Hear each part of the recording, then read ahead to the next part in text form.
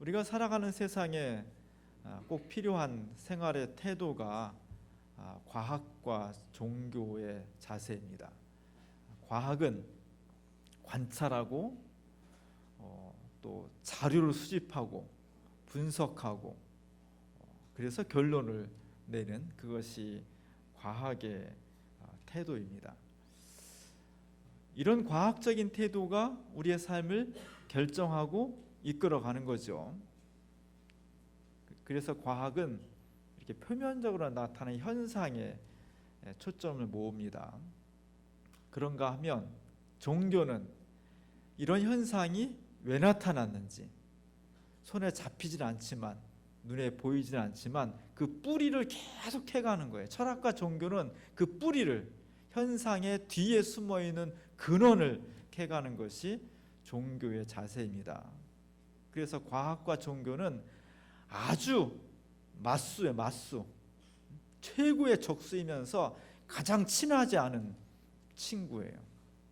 이 두 가지 자세가 우리 사회를 이끌어 가는 겁니다. 기독교는 뭐냐?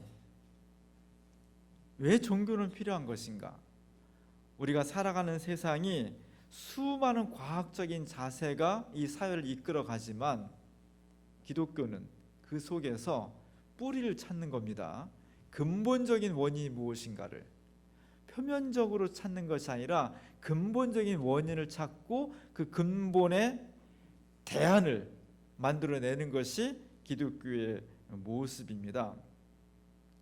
20세기 이후로 사회가 엄청나게 변했습니다. 전쟁도 많이 일어났고요.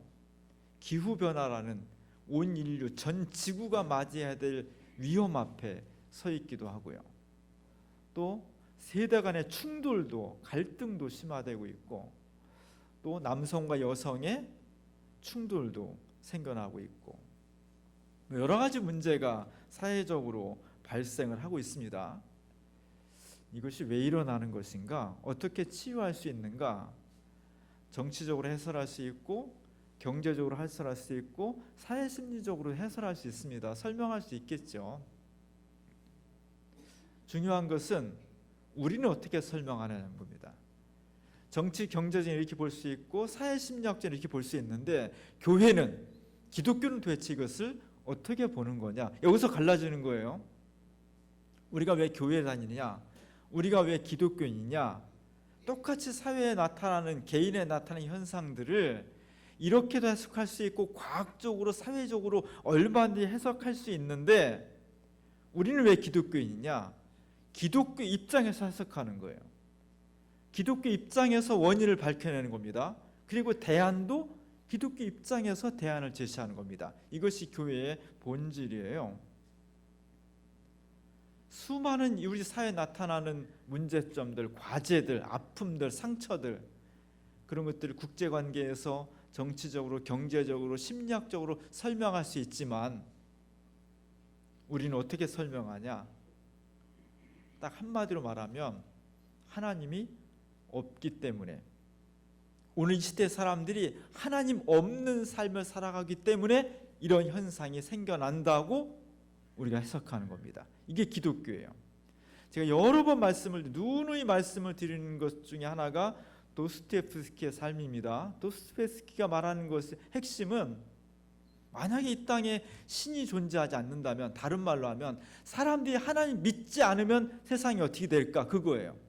그가 만들어낸 수많은 작품 중에 핵심적인 주제는 만약 사람들이 하나님을 믿지 않으면 어떻게 될까? 그게 핵심이에요.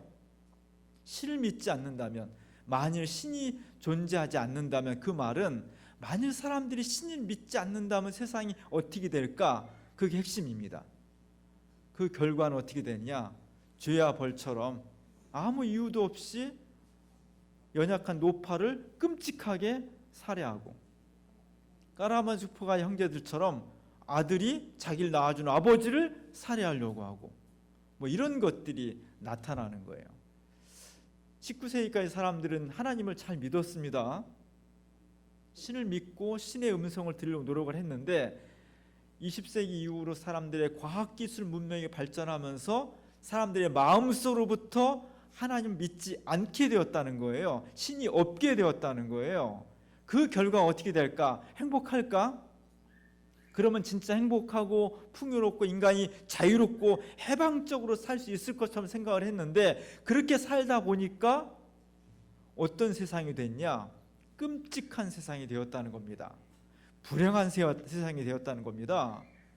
정말 잃어버리지 말아야 될 가치관까지 다 팽개쳐 버리는 그런 불행한 지옥 같은 세상이 되었다. 그래서 사람은 하나님 믿으며 살아가야 되는데, 신을 믿지 않고 살아가는 사람들의 인생의 결론이 뭐냐? 사회의 결론이 뭐냐?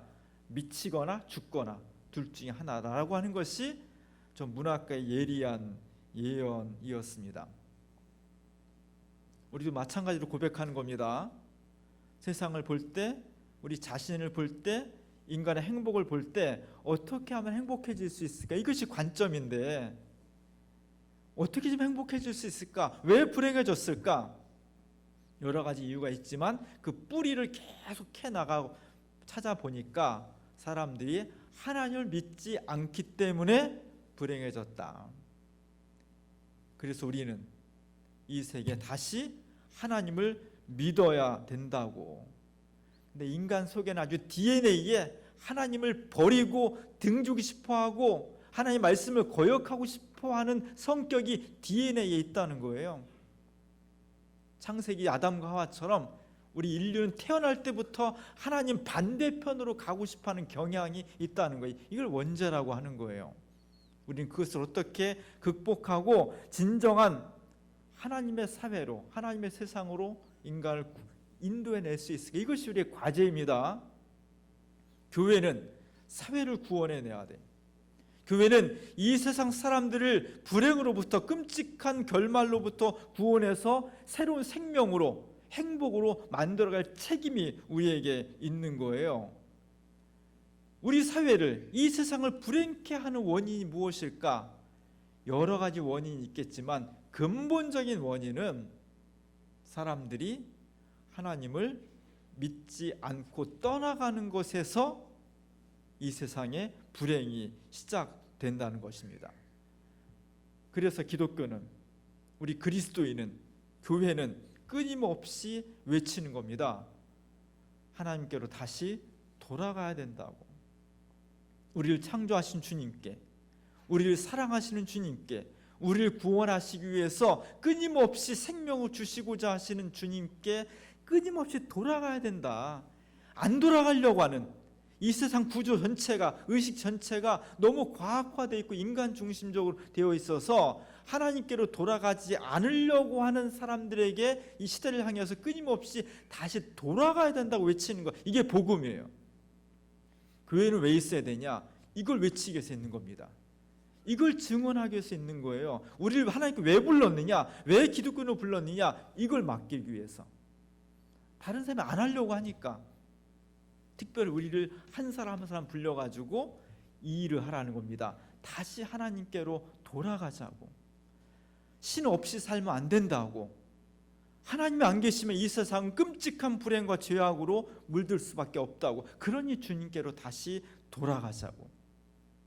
그 이야기를 하기 위해서 오늘 교회를 세우시고 이 교회 우리들을 부르신 줄로 믿으시기 바랍니다. 오늘 본문의 말씀은 이사야 선지자를 통해서 예루살렘 사람들에게 보내주신 말씀입니다. 제가 말씀드린 것처럼 이스라엘 사람들이 바벨론의 포로로 잡혀가서 50년 또는 길게는 70년 동안 포로 생활했습니다. 너무 외롭고 힘들고 전망이 없고, 그러다가 어느 날 갑자기 해방이 된 거예요. 그들이 거기서 독립운동을 하고 무슨 해방을 위해서 어떤 운동을 해서가 아니라 하여튼 그런 일들을 못하고 있었는데 어느 날 갑자기 자유와 독립과 해방이 이루어진 겁니다.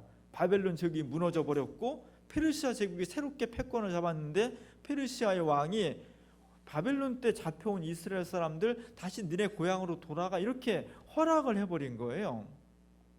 뜻하지 않은 자유, 생각지도 않은 독립, 해방, 이런 것을 맞이하면 사람들이 정말 기쁘게 그 먼 길을 돌아서 예루살렘에 왔습니다. 큰 꿈을 가지고, 큰 기대를 가지고, 희망을 가지고 왔습니다. 근데 와보니까 예루살렘은 자기네가 떠날 때 예루살렘이 아니었던 거죠. 50년 내지 70년 동안 비어있던 예루살렘은 완전히 폐허가 돼 있었습니다. 풍요롭고 따뜻하고 행복하고 다정하고 그런 예루살렘은 없어져 버렸고, 다시 돌아와서 맞이한 예루살렘은 가난, 폐허, 빈곤, 절망, 슬픔, 상처, 이런 것들로 가득한 그런 세상이 되어버렸던 겁니다. 그래서 기대가 컸던 만큼, 희망이 컸던 만큼 예루살렘에 들어온 이스라엘 사람들의 가슴에는 절망이, 눈물이, 한숨이 가득 차게 되었던 겁니다. 이런 사람들, 이런 현실을 맞이한 사람들 가슴 속에 너무나 아픈 거예요. 너무나 희망이 없어진 거예요. 이제는 아무것도 기대할 것도 없고 노력할 의욕도 생기지 않는 겁니다. 바로 이때가 하나님이 개입하시는 때예요. 하나님 우리의 삶에 언제 개입해 들어오시냐? 더 이상 제가 아무것도 기대할 것이 없습니다. 내 자신의 능력도, 주변 환경도, 친구도, 권력도, 지식도 아무것도 기대할 것이 없어서 저는 이제 절망적인 상황입니다. 하나님 어찌하면 좋습니까? 내 두 팔 두 손 다 들고 하나님 앞에 항복하면서 이제 저희가 어찌하면 좋습니까? 저는 절망적입니다. 이때가 하나님이 내 삶에 개입해 들어오는 타이밍이에요. 이게 중요한 겁니다. 이 타이밍을 잘 살려야 돼. 이 기회를 내가 살리면서 하나님 앞에 나와서 주님 내 삶에 들어오십시오. 더 이상 내 삶을 내버려 두지 마시고 개입해 들어오셔서 잠잠하지 마시고 나를 새롭게 만들어 주십시오. 나를 좀 어떻게 해주십시오. 이게 구원의 출발점입니다. 오늘 62장 1절에 보면은 하나님께서 이렇게 말씀하십니다. 나는 시온의 의가 빛같이 예루살렘의 구원이 횃불같이 나타나도록 시온을 위하여 잠잠하지 아니하며 예루살렘을 위하여 쉬지 아니할 것인즉, 하나님께서 절망중에 빠진 이스라엘 사람들에게, 신앙인들에게 하신 말씀 딱 하나, 나 더 이상 잠잠하지 않겠다는 거예요. 이게 복음입니다. 하나님이 잠잠하시면 안 되는 거예요. 하나님이 존재하시는데 없는 것처럼 아무것도 안 하시면 안 되는 거예요. 하나님이 잠잠하지 않도록 해야 돼. 하나님이 깨어 일어나서 우리 삶에 적극적으로 개입해 들어오시고 내 삶을 만지고 내 삶을 새롭게 창조하고 이 땅에 공의를 새롭게 만들어 갈 수 있도록 하나님이 움직이시도록 해야 돼. 왜 그래야 되느냐? 그 결과는 하나님이 잠잠할 때와 내 삶에 개입해 들어올 때가 정반대이기 때문이에요. 오늘 2절 3절에 보면은 그 모습이 나와 있습니다. 다 같이 한번 읽어보겠습니다. 이방 나라들이 내게서 공의가 이루어지는 것을 볼 것이다.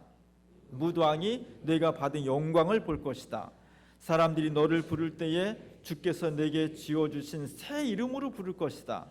또한 너는 주의 손에 들려있는 아름다운 면류관이 될 것이며 하나님의 손바닥에 놓여있는 왕관이 될 것이다. 자, 이 말씀을 받는 이스라엘 사람들, 그 이전까지는 빈곤하고 아프고 상처받고 절망적이고 분위기가 다 가라앉아 있고 어디 가서 무엇을 어떻게 해야 될지 모르는 그런 상황이었던 겁니다. 그 상황에 하나님께서 잠잠하지 않고 개입해 들어오시니까 어떻게 변화될 것이냐? 공의가 이루어질 거다. 불의와 불평등이 사라지고 공의가 이루어질 것이며 영광이 가득할 것이다. 이름이 새롭게 변화될 것이, 이름은 사람의 본질입니다. 역사의 본질이에요. 새로운 이름이 부여될 것이다. 아름다운 면류관이 될 것이다. 왕관이 될 것이다. 전혀 다른 분위기잖아요. 하나님께서 잠잠하실 때는 어둡고 침침하고 절망적이고 아프고 눈물과 한숨으로 가득한 그런 상황이었다면, 하나님께서 잠잠하지 않고 개입해 들어오시니까 새로운 공의가, 새로운 아름다움이, 새 이름이, 새로운 존재가, 면류관이, 왕관이 완전히 다른 그림이잖아요. 이렇게 변화되는 놀라운 역사가 어떻게 이루어지느냐? 하나님이 개입해 오시면, 하나님이 내 삶에 들어오시면, 하나님이 내 가정에 들어오시면, 하나님이 내 일터에 개입하시면, 우리 역사에 개입하시면 이렇게 놀라운 극적인 반전이 이루어진다는 겁니다. 이것이 복음이에요. 이걸 간직하고 있고 이것을 이 시대 사람들과 사회에 선포하라는 겁니다. 오늘 우리 하나님께서 우리에게 의인법으로 말씀하셔요. 파수꾼의 역할을 의인법으로 말씀해 주시는데, 아까 우리가 처음에 본 것처럼 미켈란젤로가 천지창조의 그림을 시스티나 성당 천장에다 그렸죠. 그때 하나님을 할아버지 모습으로, 여러 번 봤지만 할아버지 모습으로 그렸잖아요. 어째 야훼 하나님이 저렇게 진짜 생기셨어요? 진짜 저렇게 생긴 건 아니죠. 우리가 이해할 수 있는 것은 경험을 통해서 이해할 수 있으니까, 하나님이 어떤 분일까? 저렇게 할아버지처럼 인자하시면서 전능하시면서 우리를 사랑하시는 그런 분일 것이라고 그렇게 이해를 하는 거죠.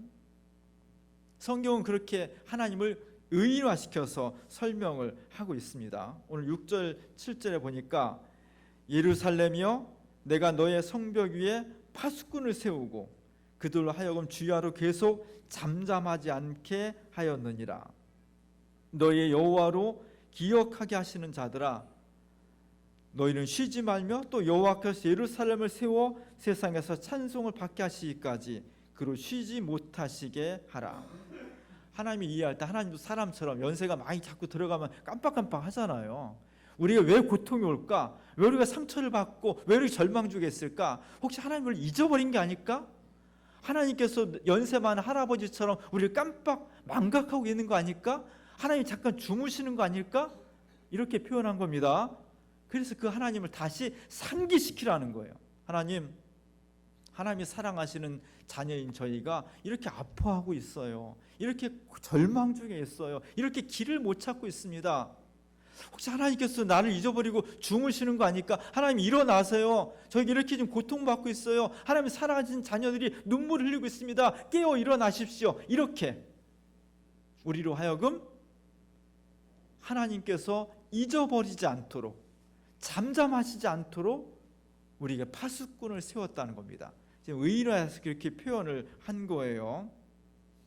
파수꾼의 역할은 뭐냐? 상기시키는 것이고 잠들어 있는 사람을 깨우는 것이 파수꾼의 역할입니다. 그래서 오늘 제가 주보 그림에 그 장면을 실었습니다. 명화는 아니지만, 잘 그린 그림은 아니지만 전체적으로 굉장히 밝은 색이잖아요. 원색을 사용하면 하얀색, 노란색, 빨강색, 파란색 이런 것들이 원색인데, 그런 것들을 주로 많이 사용하면 전체적으로 밝아요. 올 한 해가 좀 밝았으면 좋겠어요.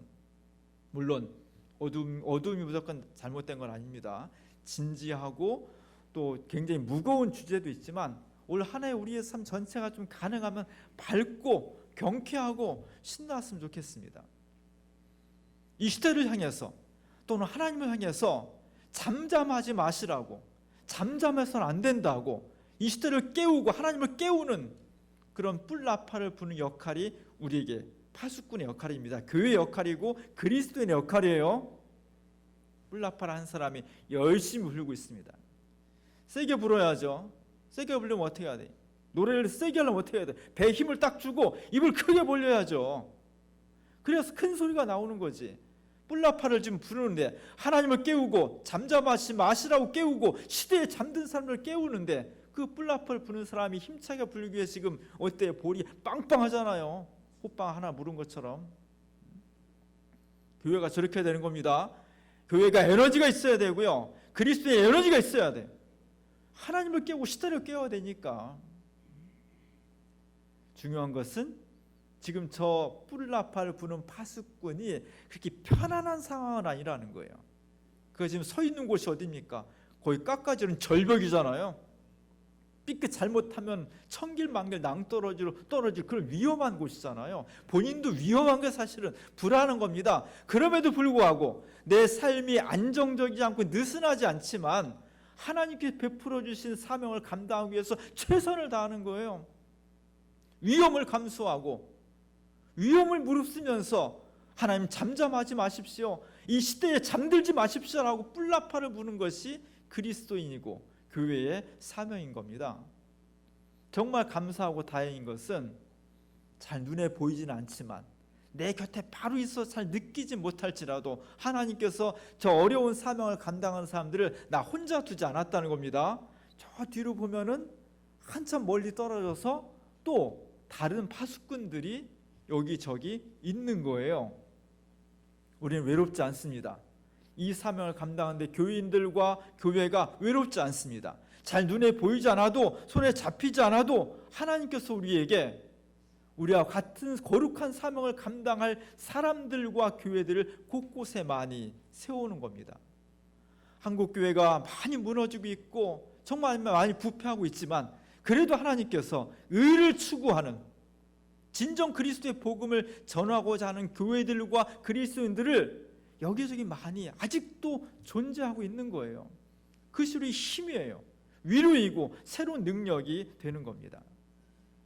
2020년도 우리는 뭘 하면 좋겠어요? 하나님께서 우리 2020년 시간을 왜 허락하셨을까요? 왜 우리를 부르셨을까? 그것은 파수꾼의 사명을 제대로 감당하라는 겁니다. 한반도에 평화가 아직 정착되지 못하고 있고 이 사회 속에 강한 자와 약자와 부자와 가난의 편차가 점점 더 심해지고 있고 세대 간의 갈등, 지역 간의 갈등, 성 간의 갈등, 수많은 문제들이 우리에게 닥쳐오고 그걸 불안하게 하고 있지만 그 속에서 이 문제를 해결하기 위해서 정치적인 해법, 경제적인 해법, 과학적인 해법이 많이 나오고 있지만 그 뿌리를 계속해 나가면 근원적인 해법은 어디에 있느냐? 하나님께 있다는 것입니다. 하나님께서 잠잠하지 마시고 우리 삶의 역사의 사회에 내 삶 속으로 들어와 오시라는 거예요. 혹시라도 하나님이 주무시지 않을까? 혹시라도 하나님께서 우리를 잊어버리지 않았을까? 그럴 리는 없지만 하나님을 향해서 잠잠하시도록 뿔나파를 불라는 겁니다. 그게 뭐겠어요? 기도하는 거죠. 하나님, 저희가 기도하오니 간절히 기도하오니 우리 삶에 들어오십시오. 나를 잊어버리지 마십시오. 이 시대를 망각하지 말아 주십시오. 잠들지 말아 주십시오. 이 땅에 제발 오셔서 내 삶을 흔들어 깨워주시고 나를 새롭게 해주시고 우리 가정을 강건케 해주십시오. 또 하나, 이 시대 수많은 사람들에게 하나님 없이 사는 것이, 인간의 과학 기술과 지식을 믿고 사는 것이 정말 행복한 미래를 담보해 주는 것처럼 착각하지만 그러지 말라는 겁니다. 우리의 뿔나팔은 한쪽은 하나님을 향해서 한쪽은 세상을 향해서 있는 거예요. 정신 차리라는 겁니다. 이것을 정확하게 인식하면서 다시 하나님께로 돌아와 우리 개인의 삶과 역사가 하나님과 함께 더불어 살려고 할 때 그곳에 진정한 새로운 행복이 예비되어 있다는 겁니다. 2020년도 그랬으면 좋겠습니다. 여러분이 적어내놓은 기도 제목을 가지고 열심히 붙잡고 기도하면서 하나님, 주님 잠잠하지 마십시오. 내 삶으로 들어오셔서 우리를 직접 만져주시고 우리의 문제를 해결해 주시고 이 역사를 하나님께서 원하신 방향으로 이끌어 가주시길 원합니다. 이 뿔나팔을 불라는 겁니다. 이 기도의 나팔을 불라는 겁니다. 2020년도 하나님께서 우리에게 은총을 베풀어 주시기 원합니다. 놀라운 역사를 준비하고 계십니다. 단지 그것이 자동적으로 우리 삶에 오는 것이 아니라 우리가 나팔을 불고 기도의 나팔을 불므로써 하나님께서 우리의 삶에, 우리의 가정에, 일터에, 이 사회 역사 속에 잠잠하지 아니하시고 개입해 들어오시는 겁니다. 이 놀라운 역사가 2020년도를 시작한 우리 모두 속에 함께할 수 있기를 주님의 이름으로 간절히 축원합니다. 기도하겠습니다. 주님, 잠잠하지 마시옵소서. 하나님이 잠잠하시면, 우리가 하나님을 잊어버리고 살면, 이 세상에 하나님 없이 살아간다면 그것은 행복과 풍요로움이 아니라 무서운 끔찍한 재난과 아픔밖에 없다는 것을 저희가 알고 있습니다. 하나님, 기도의 나팔을 불겠습니다. 우리 삶에 들어오시옵소서. 하나님, 기도의 나팔을 불겠습니다. 이 시대에 잠자는 영혼들을 깨울 수 있는 힘을 우리에게 주시옵소서. 2020년도는 정말 주님 안에서 행복하고 새로운 사명을 뜨겁게 감당하는 주님의 파수꾼들이 되길 원합니다. 우리 주민교회가, 한국교회가, 이 땅의 수많은 그리스도인들이 부르심받은 사명에 최선을 다함으로써 하나님께서 우리의 삶에 개입해 들어오시고 하나님께서 우리의 사회 역사 속에 개입해 들어오셔서 공의를, 사랑을, 평화를, 생명을 만들어가는 놀라운 하나가 될 수 있도록 인도하여 주시옵소서. 예수님의 이름으로 간절히 기도합니다.